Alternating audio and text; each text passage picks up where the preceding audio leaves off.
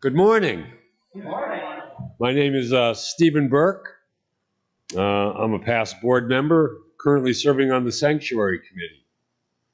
Welcome to our service. Unitarian Universalism encourages an open-ended search for meaning in life and a commitment to asking our values to shape our actions. We are a pluralistic religion that draws wisdom from many sources. We welcome all people into our beloved community of whatever age, race, class, ethnicity, ability, sexual orientation, gender identity, or religious background. We especially welcome those of you who may be worshiping with us for the first time.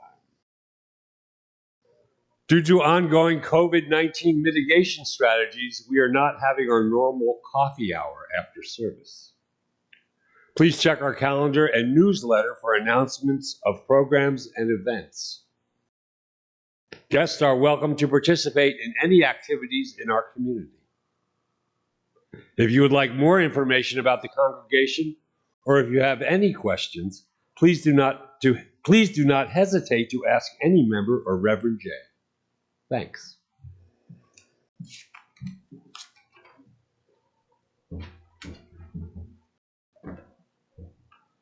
Now invite up Joanne Macheko for our spotlight announcement about our soup ministry.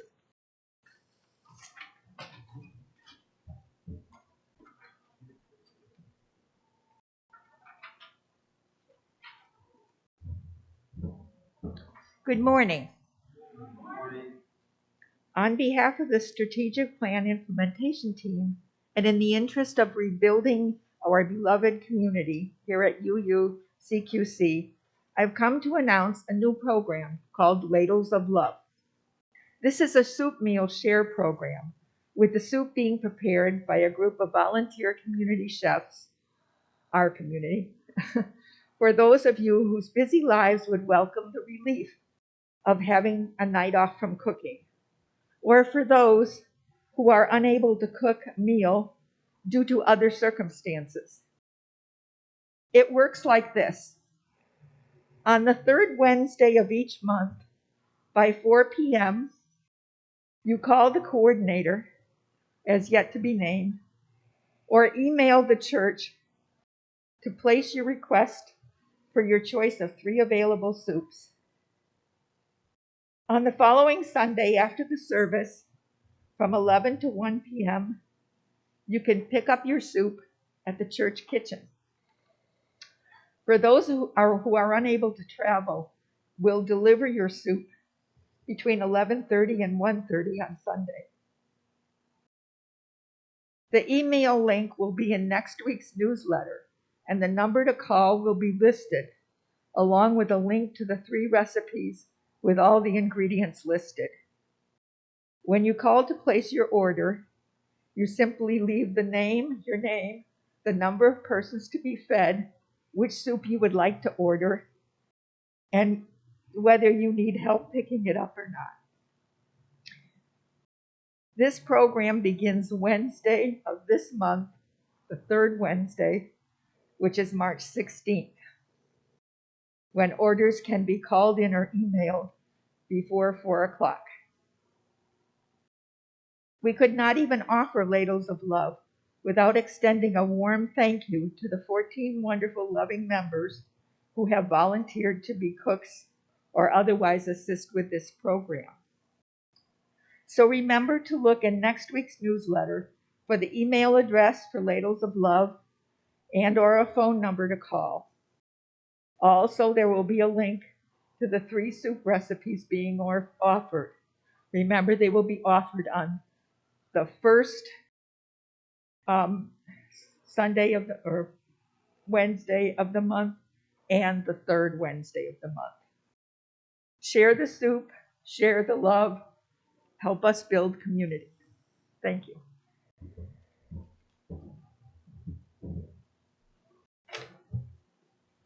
Thank you, Joanne, and to the whole team that has been working on that.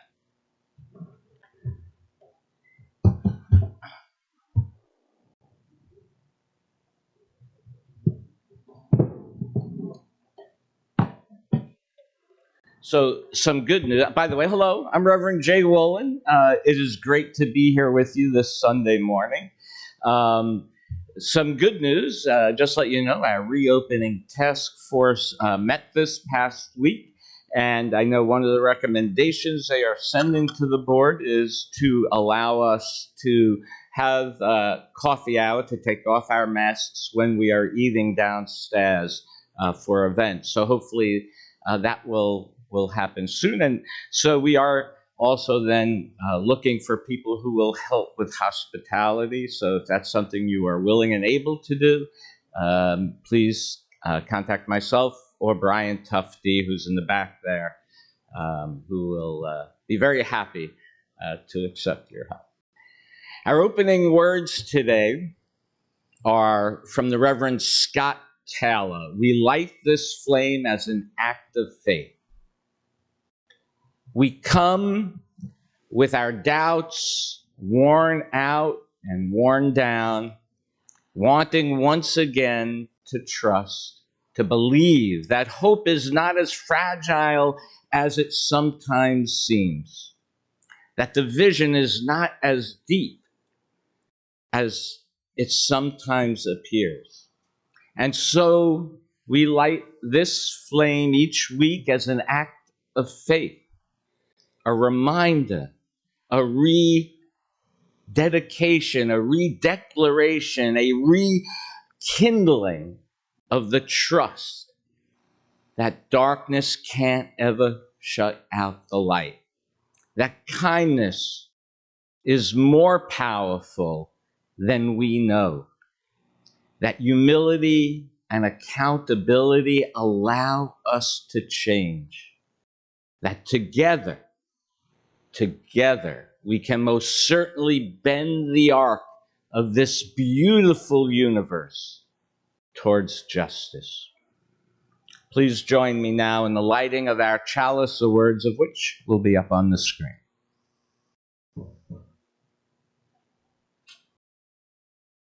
In the light of truth and in the warmth of love, we gather to seek, to sustain, and to inspire.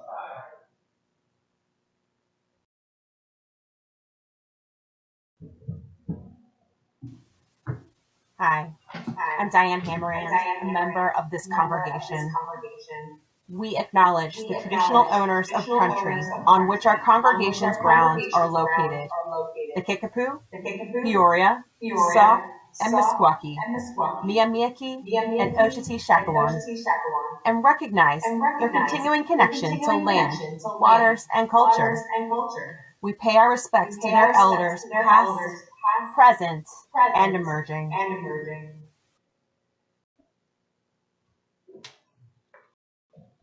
Please rise in body and our spirits for our opening hymn. Enter, rejoice, and come in.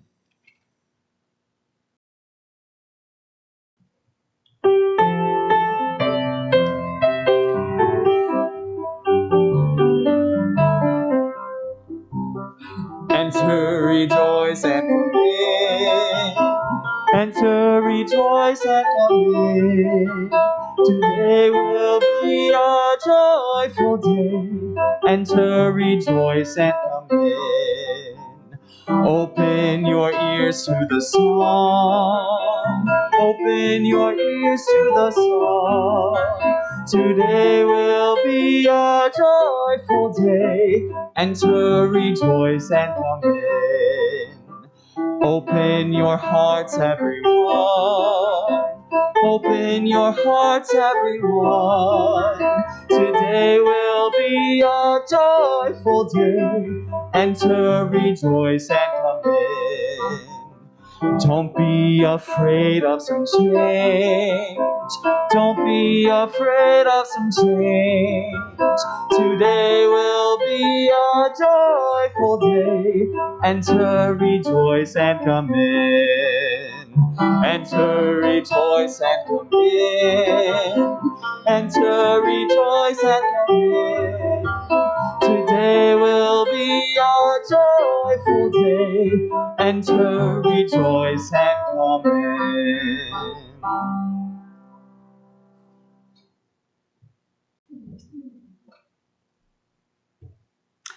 I also want to give a shout out to all the people that are on YouTube that are watching us at home or wherever they may be on their phone, their computer. And so welcome as well, specifically to you. You are not forgotten. So before we can talk about renewing faith, right, I think we have to discuss what it is we mean by faith. Right? Of course, our society, which is so imbued with Christian religious overtones, right, tends to imagine faith as a belief in something that is supernatural, that will come and save us if we have the right belief. Our faith, or faith in a specific belief or act, that if we do it correctly, right, will ultimately somehow save us from death. So I think it is really important that we differentiate faith and belief. I do think they are two different things. And to quote UU minister Reverend John Wolf, he says, and I quote, "Our worst crimes have been committed in the name of prejudice, ignorance, and simple belief that God will take care of it. Indeed, what greater horror has ever been conceived by the fearful mind of humanity, the God of judgment and power, whose arbitrary will men and women and little children have cowered and groveled, begging to receive and reprieve and healing, pleading for reward and cures, craving for blessings and not curses. Such a God is a blasphemy to God." End quote. No, the faith that I am talking about is much more nuanced than that. In Hebrew, from the Old Testament, I should say the Jewish scriptures, the word often translated as faith. The word is enuma, and it actually means trust and promise keeping. It has nothing to do with believing something specific. In fact, in Judaism, it is a common practice to challenge religious beliefs. In the book of Genesis alone, when God wants to destroy Sodom, right, Abraham's doubts lead him to question God. God does not reject Abraham's doubts. In fact, God encourages them. right? God encourages Abraham to go explore Sodom for yourself, right? So Abraham can come to his own conclusion. And Abraham's doubts even had God rethinking whether God should destroy Sodom.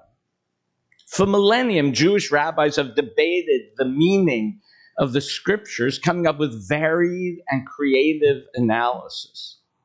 Rabbi Samuel Sandmel, a very famous professor of Judaism at the Hebrew Union College in New York, said, and I quote, "If you don't seriously doubt the existence of God at least every other week, then you are theologically comatose." So having faith is an action, a way of being, a commitment that we make to some ethic or way of living, or not to a specific belief.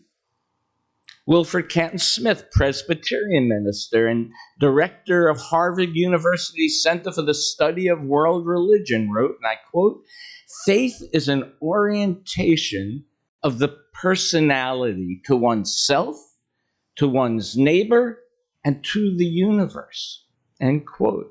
Buddhist teacher Sharon Salzberg says, and I quote, "The opposite of faith is not doubt, it is despair." And in the Buddhist sacred text, the Kalama Sutta, it is written that the Buddha said, "Do not believe anything just because I said it. Put it into practice. See it for yourself if it's true or not." So doubt is not a bad thing and is a part of faith, right? Doubt does not have to put our faith into question. Doubt allows us to give ourselves pause, right? To think about ourselves, to think about the decisions that we have to make, right? The actions we are about to take, right? Doubt forces us to explore all of our options. Now, the key, of course, is to not allow doubt to render us inactive. And we've all seen that. We have multitudes of choices. They call it decision fatigue, right? And that's the key, right? Is not to let it stop us from acting, but at least to allow us that before we act, to be certain, at least that we have considered alternatives. The poet Yehuda Amichai writes, "From the place where we are right, where we know everything, where we believe we're in control, from the place where we are right, flowers will never grow." The place where we are right is hard and trampled like a yard. But doubt and loves dig up the world like a mole, like a plow. And a whisper will be heard in the place where the ruined house once stood. End quote. In every tradition, faith is about commitment to community. It is about action. It is about seeing what is in front of us and doing what we can. And it's also about having faith in each other and showing up for each other. It's trusting each other, even when sometimes it can be challenging sometimes. In this way, I encourage you to have faith, right? To dig up our earth, to plant new seeds, right? And to let us grow our understanding with the seeds of doubt, to let us grow our wisdom with the seed of curiosity, to let us grow our wonder with the seed of new possibilities, right? To let us grow our courage with the seed of taking new risks, to let us grow our hope with the seeds of faith, and let us grow justice with the seeds of generosity. And so, yes, you're laughing because with that thought in mind, yeah, we will now be taking our offering. And this month we will be sharing our offering with the Sanctuary Project. 50% will go to the Sanctuary Project. We as a congregation have committed. We got somebody out of detention to an asylum seeker. And we are supporting them, and they are still in process. They've gotten their own place now. They were living at a member's house, but they still have legal bills. It's going to be a couple of years, and so until the case is finalized. So, and a lot of that has to do with COVID and the courts. But so please, we ask you to be as generous as you can so we can keep our commitment to that asylum seeker that we committed to support. We also invite you at this time, if you'd like to come up and light a candle to mark a joy or sorrow in your life. And as well, for the people online, we invite you in the chat to write a joy or sorrow if you would like it read out loud during that time. Let this sacred time begin.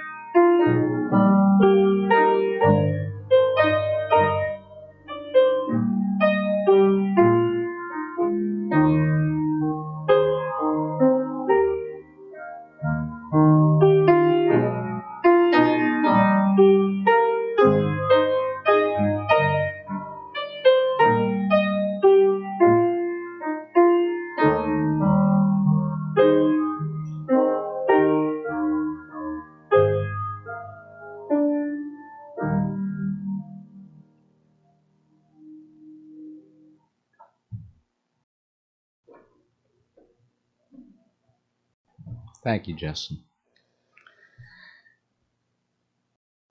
So there were, just to be aware for those, there's a book of joys and sorrows. If you'd like to have something read, it's at the front of the sanctuary. And if you're writing it before this point in time in the service, it will be read. There is one online from Diana Schneider. Rose had an emergency appendectomy on Wednesday. Thanks to all who have checked in on us or sent funds. Meals or funds are still greatly appreciated. The meal train link is on my Facebook page. If you're friends with me, if you're not, feel free to friend me. But it is also on our UUCQC neighborhood Facebook page, which is more of an informal page for congregants. So you can, if you're not, you can follow that page and get other personal information such as this on there. So all of us, whether written or unwritten, whether through lighting a candle or in the silent sanctuaries of our hearts, we all have joys and sorrows. Let us just take a time for silence to contemplate those joys and sorrows that we may have or of those that we love and care about.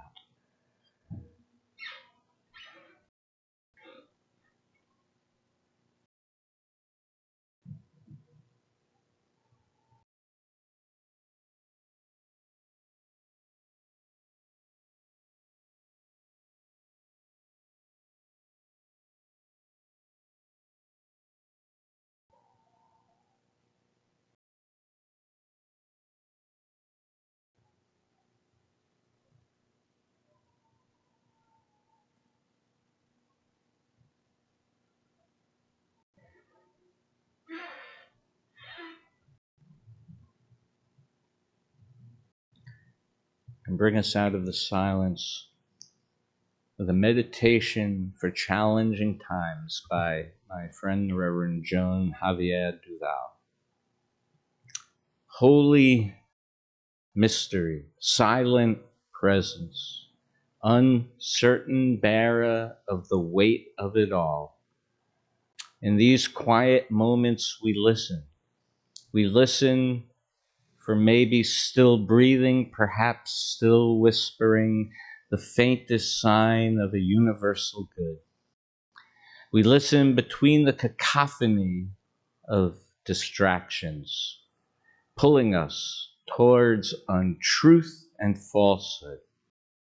We listen amidst the shrill cries of desperation, of we've had enough, of when will the killing stop, of how much more will the waters rise, of when will it be safe to return to my home, of how much longer can I hang on.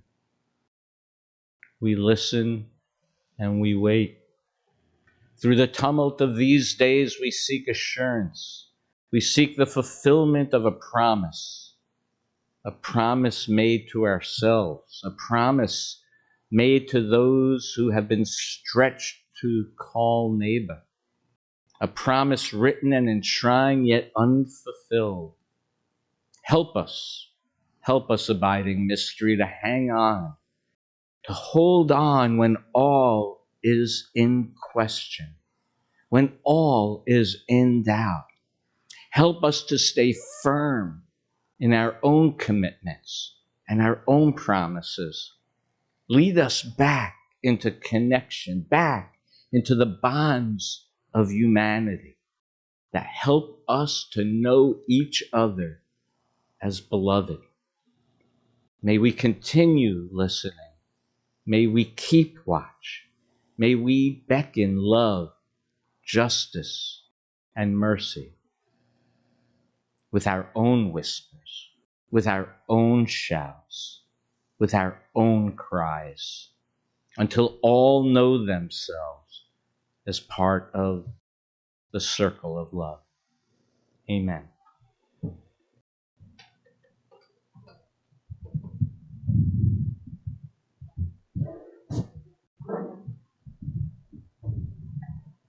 Today's special music is Remember Me from the movie Coco. We hope you enjoy.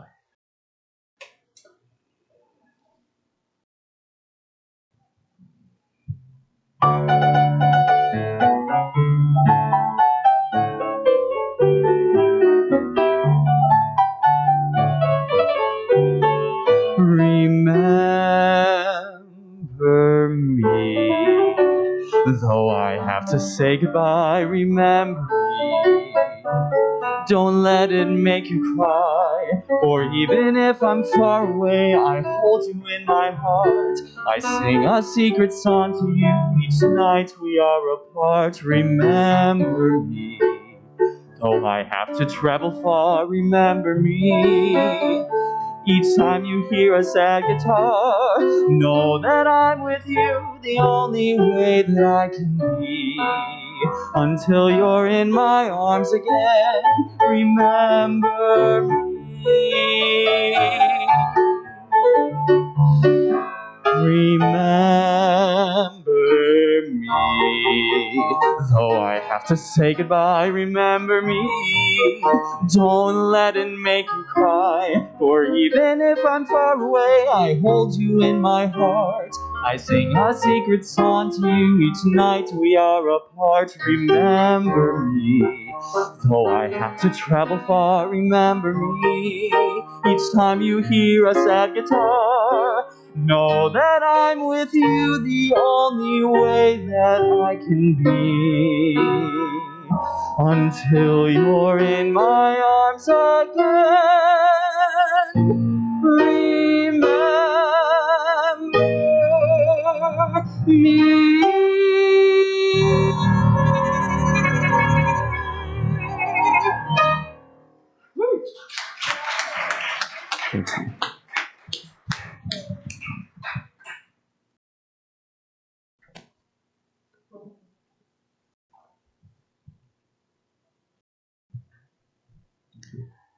So before we talk about renewing our faith, it's also important to think about what we had faith in the first place. Of course, we tend to think of faith in religious terms, and rightfully so, but it also has a place in many parts of our lives. Some of us had faith in the democratic system of governance, and that is being tested now.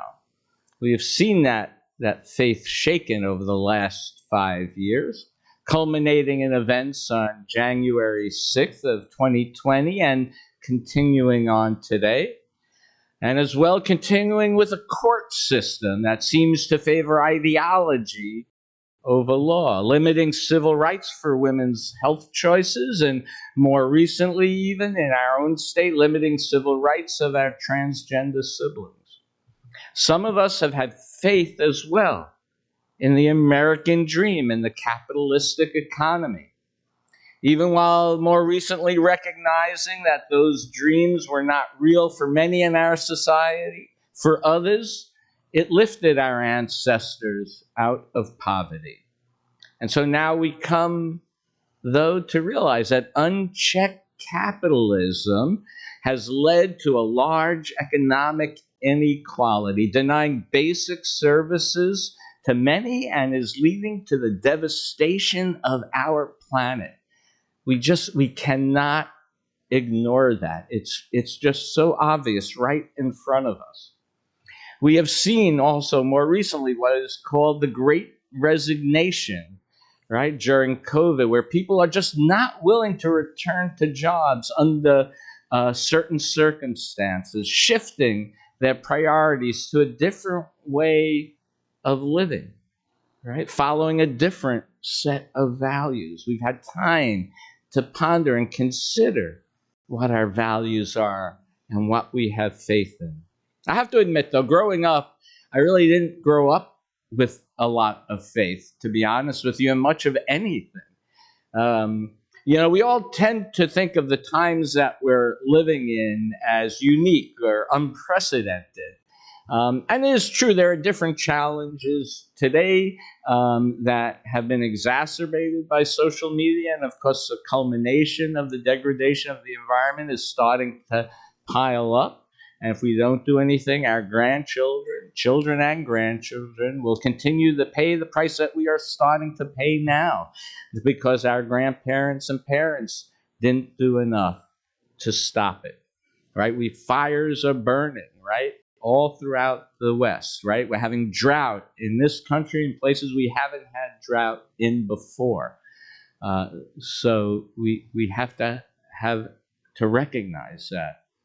Our political system, although under attack, though, has always been difficult, right? There was vicious partisan politics as soon as George Washington stepped down as president in 1797. In fact, our country's governance was set up to make it difficult to make substantive changes, right? Many would argue that that was done as a way to help those in power maintain power. And yet, despite all of these things, right, we have still made substantive changes in this country over the last 250 years or so, increasing rights for more and more people to try and live into this country's vision of life, liberty, and the pursuit of happiness for all, for all. Sometimes that change, though, right, is wrenching, right? And it certainly does not happen in a linear fashion. And many have suffered, right, trying to enact change. But we have seen change in the world. In the time I came of age in the late 60s and early 70s, right, we found out about both Democratic and Republican lies about the war in Vietnam. African American leaders were being assassinated. A Republican president used the power of the presidency to sabotage Democratic presidential hopefuls and steal an election.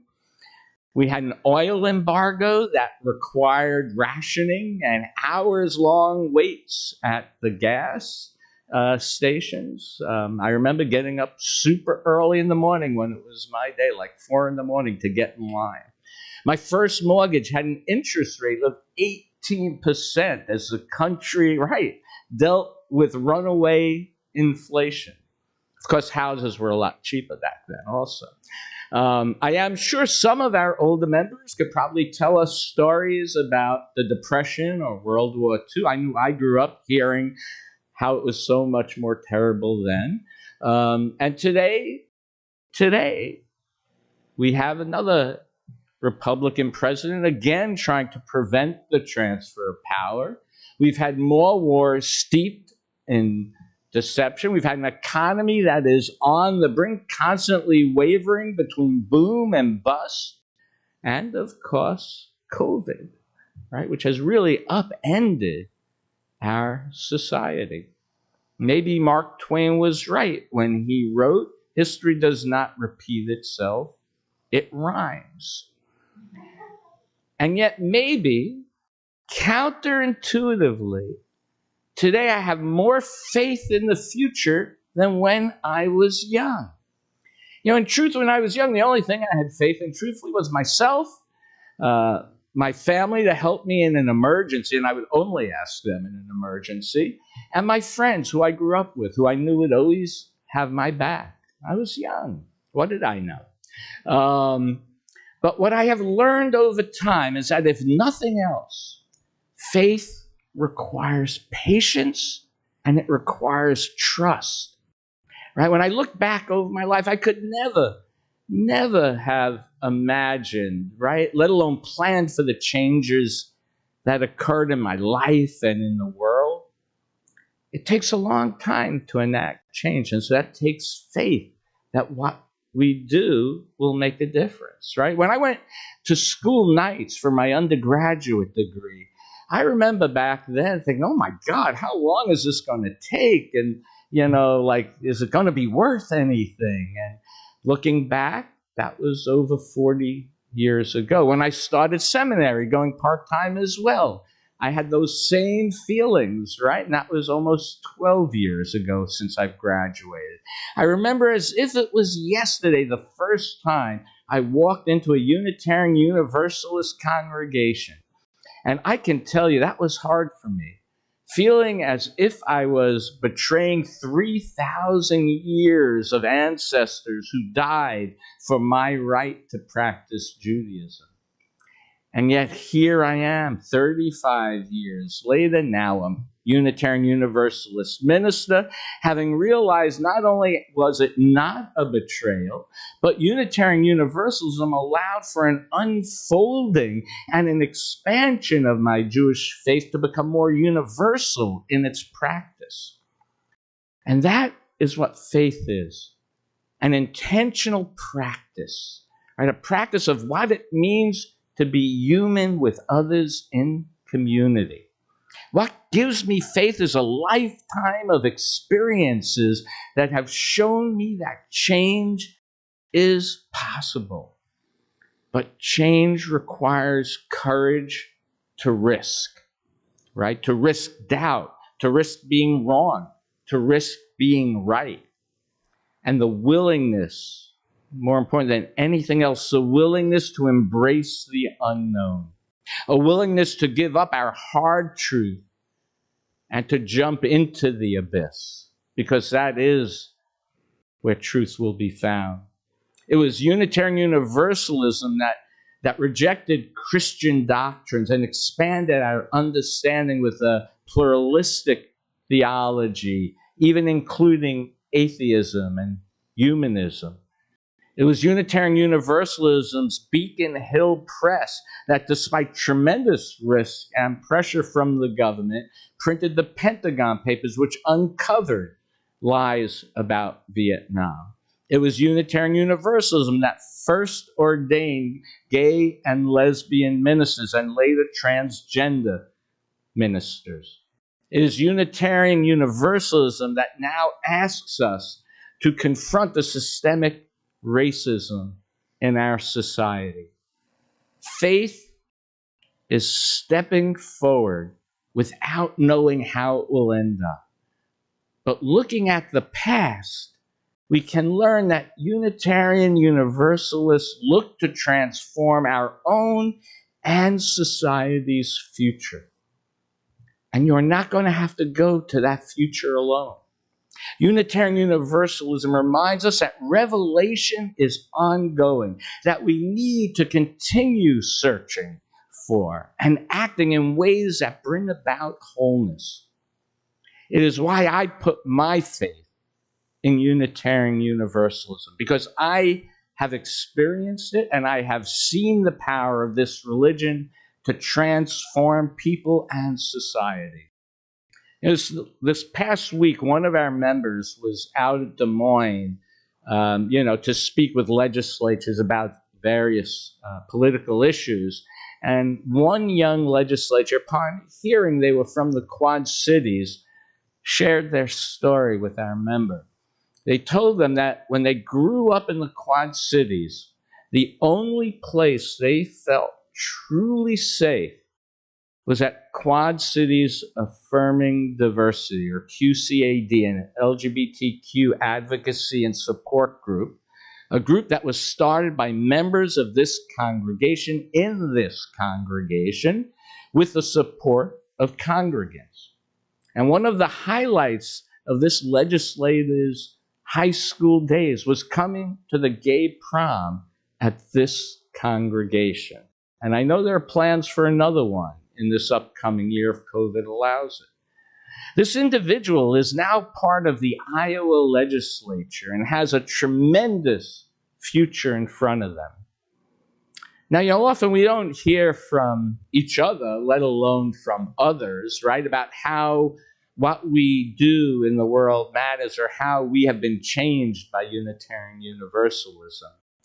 We have to take it on faith that the messages we share, the message of the inherent worth and dignity of all people, the message of love, the message of justice, equity, and compassion in human relations, we have to take it on faith that they are not only listened to, but acted upon. What if we were not here? What if Jack and Joyce Wiley hadn't been inspired or hadn't had the support of the congregants or the congregation? What if we didn't agree to have the gay prom here because it was too controversial? We just assumed the world would go on being fine. But the truth is, what we do matters. It matters in people's lives. What we do changes lives, saves lives, empowers lives. And in doing so, it does change the course of history. We don't always see it in the moment. We don't. In fact, in the moment, it may seem really hard. In truth, we may never know the impact we have. We just happen to be lucky that this person came up to us, right, and told one of our members this story. But this is where faith comes in, right? That we have to have faith that what we do matters, even if we don't always immediately see the results. Or else why would we do it? Right? It's not always as smooth as we want it to be. It's not always as linear as we want it to be or hope it would be. But it's important to hear these stories, to hear your stories, right? About our values, and to remember how important it is to create a safe place of refuge for those who suffer, to create a place of exploration, to expand our religious wisdom, to create a place that inspires us to work for justice. Right? All of this is necessary to building beloved community. All of this helps us build our faith together. Unitarian minister A. Powell Davies wrote, and I quote, "To be saved, we must abandon in our spiritual matters a delusion that we can be picked up by some sort of heavenly chariot and driven away from our woes. We must always start exactly where we are. Doesn't matter where we've been, where we are, and proceed to do the first things that raise our standards and improve us in character. We must make for that shining light, even though it may seem faint one. It may mean expunging a prejudice, expelling a bitterness, right? Deciding upon a generosity, foregoing a mean intention. Whatever is real, right, can really get us started." End quote. So let's get started. Okay, let our lights shine. Let our lights within shine. Let them shine upon each other. Let them shine upon our society and upon the world. Let our faith be renewed, the faith of Unitarian Universalism. May it be so. I invite you to rise in body and or spirit for our closing hymn, "This Little Light of Mine." Feel free to jump up and down, dance, or clap, whatever your spirit moves you to do.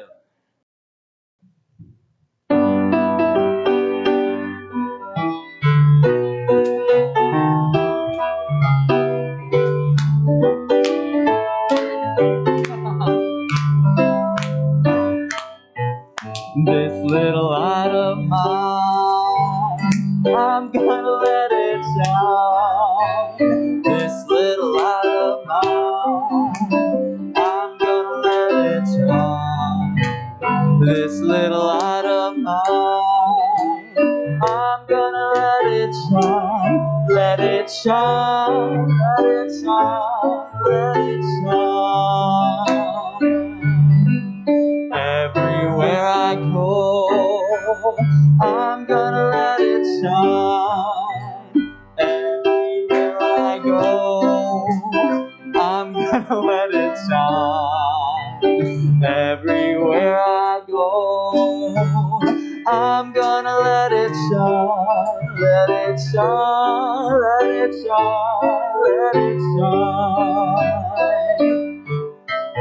Building up a world, I'm gonna let it shine. Building up a world, I'm gonna let it shine. Building up a world, I'm gonna let it shine. Let it shine, let it shine, let it shine.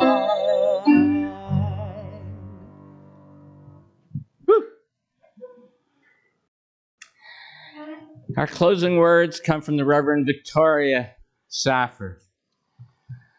"The only way through this mysterious life, when you can't find your way, can't see your way clear, can't imagine hope or change or peace of mind, is to love what you love fiercely, with heart, mind, soul, and strength, to remember gratitude and wonder, right? And let love guide you through the mist. Faith is not blind trust that God or anyone can fix this broken world. Faith is the assurance that we love it and each other, and we love each other well enough to try. May it be so. Please join me in extinguishing our chalice, the words of which will be up on the screen. We extinguish this flame, but not the light of truth, the warmth of community, or the fire of commitment. These we carry in our hearts until we are together again.